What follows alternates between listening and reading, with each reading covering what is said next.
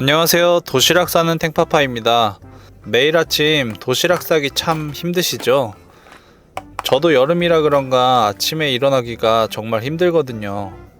지난 영상에도 보여드렸다시피 최대한 짧은 시간에 만들 수 있는 메뉴들 위주로 도시락을 만들어 봤는데요. 그보다도 빨리 만들어서 아침잠 30분 더 잘 수 있는 방법을 소개하려고 합니다. 그러니 영상 끝까지 보시고 도움받으시길 바랄게요. 이번 주는 새우볶음밥, 오므라이스, 불고기를 할 건데요. 볶음밥류는 제일 번거로운 게 야채 손질이거든요. 볶음밥, 오므라이스, 덮밥류는 도시락으로 정말 자주 해먹는 메뉴라서 미리 재료를 준비해 놓으면 좋더라고요. 그리고 불고기도 미리 재놓고 냉동실에 얼렸다가 데우기만 하면 되니까 정말 시간 절약에는 도움이 되는 방법이에요. 그래서 이런 냉동, 냉장 보관이 가능한 통들을 준비해 봤습니다. 먼저 실리콘 큐브 트레이를 준비해 주세요. 큐브 트레이는 아들 이유식 할 때 써봤는데요. 좀 더 큰 사이즈지만 냉동실에 넣었다가 빼고 이렇게 뒤가 말랑말랑해서 냉동된 야채를 빼기가 좋았어요. 이제 재료를 하나씩 적당한 크기로 썰어 주세요. 그리고 한 재료씩 다지기에 넣어서 다져주세요.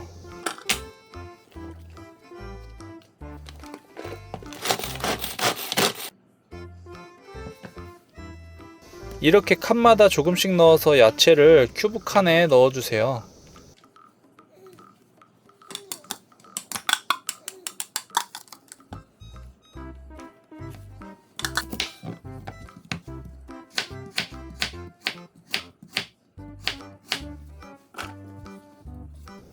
야채는 냉동 보관하면 보관 기간도 길어지고 요리할 때도 간편해서 좋았답니다.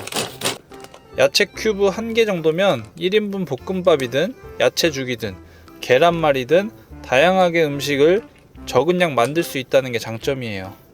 저 같은 경우 아침에는 잠이 많아서 이렇게 주말 저녁에 미리 있는 재료를 준비하고 평일을 맞이하는 편입니다. 대파도 큼직큼직하게 썰어서 다지기에 넣어주시고요.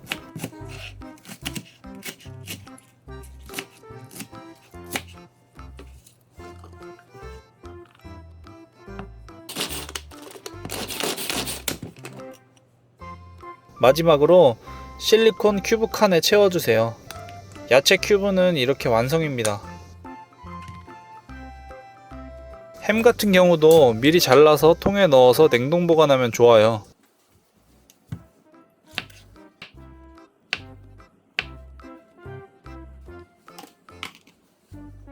볶음밥이나 기타 요리할 때 이렇게 작은 통에 넣으면 딱 한 통씩 부어서 조리하면 정말 쉽고 간편하답니다. 이제 불고기 야채 손질을 해볼게요. 이렇게 재료들을 미리 정리하면 좋은 점이 있는데요. 식재료를 버리지 않게 돼요. 식재료를 쓸 만큼만 쓰다 보면 결국 못 쓰고 지나가 버린 식재료는 상해서 버리게 되더라고요. 근데 이렇게 미리 만들어서 재료를 냉동실에 넣어두면 길게는 2개월에서 3개월까지 보관이 가능하다고 하더라고요.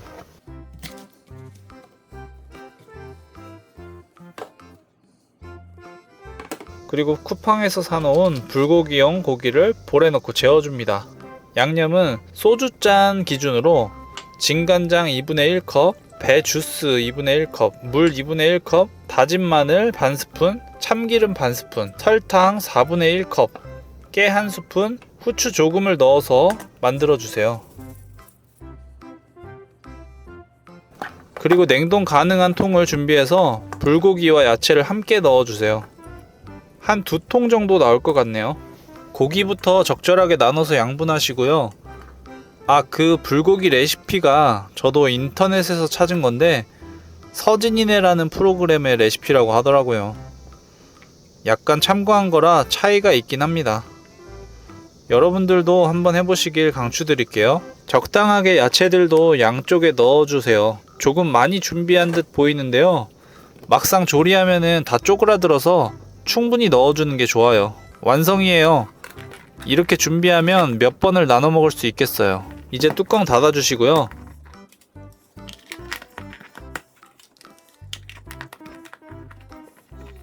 냉동실에 이렇게 넣어주시면 돼요. 다음 주 평일은 잠 못 잘 걱정은 전혀 없을 것 같네요.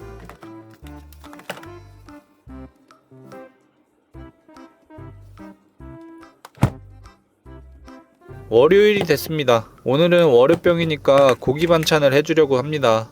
어제 만든 불고기를 냉동실에서 꺼내서 그대로 궁중팬에 부어줬어요. 식용유 한번 뿌리고요. 이제 그냥 볶아주시면 끝이에요. 더 설명할 게 없네요.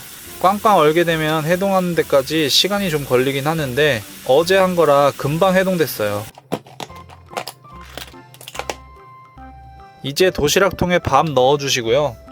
그 옆에 불고기 넣어주세요. 그리고 마지막으로 깨만 뿌려주시면 마무리입니다. 2단에는 역시나 기존에 있던 반찬 넣어줬어요. 일단 한국인의 반찬 배추김치 넣어주시고요. 어묵볶음 넣어줬습니다. 첫 번째 도시락 끝이에요. 한 10분 걸렸나? 두 번째 도시락은 새우볶음밥입니다. 백종원 선생님의 레시피라고 하던데 제 스타일대로 조금 변형했어요. 냉동새우 먼저 찬물에 빠뜨려 주시고요. 그리고 궁중팬에 식용유 둘러주세요. 냉동실에 만들어 놓은 야채 한 칸을 꺼내서 먼저 볶아줍니다. 그 위에 계란 한 개를 그대로 넣고 야채와 함께 스크램블 해주세요.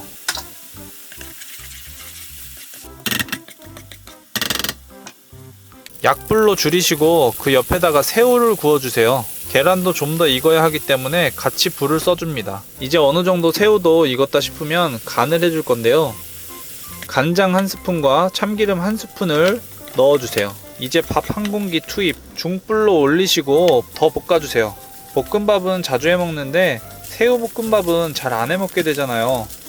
저도 점점 발전하는 것 같아요. 이제 도시락통 준비해 주시고요. 새우볶음밥 꽉 차게 넣어주세요. 보기 좋은 떡이 맛도 좋다고 새우 보기 좋게 넣어줬어요. 2단에는 열무김치와 마늘장아찌 넣어줬습니다. 오늘도 도시락 완성이에요. 세 번째는 오므라이스예요. 도시락에 해보는 건 처음인데요. 도전해보겠습니다. 프라이팬에 식용유 두르고 냉동 야채 한 칸과 햄 한 칸 넣어줬어요. 약간의 단점은 식용유랑 볶을 때 기름이 좀 튄다는 점. 중불로 야채를 해동시키면서 볶아줍니다. 이제 밥을 한 공기 넣어주세요. 케찹 한 스푼, 간장 한 스푼, 깨 약간 뿌려주시고 계속 볶아주세요. 이제 오므라이스의 상징 계란 이불을 만들어야죠. 계란 2개를 풀어주세요.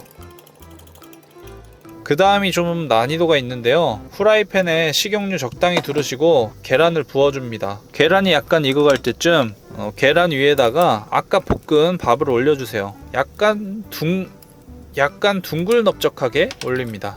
이제 불의 힘을 빌려 계란 이불을 덮어주려고 하는데요. 쉽지 않네요. 한 번에 그냥 도시락통에 넣어버리겠습니다.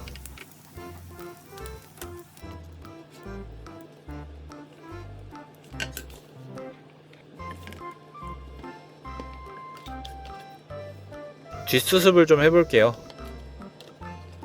그래도 나쁘지 않게 수정됐어요.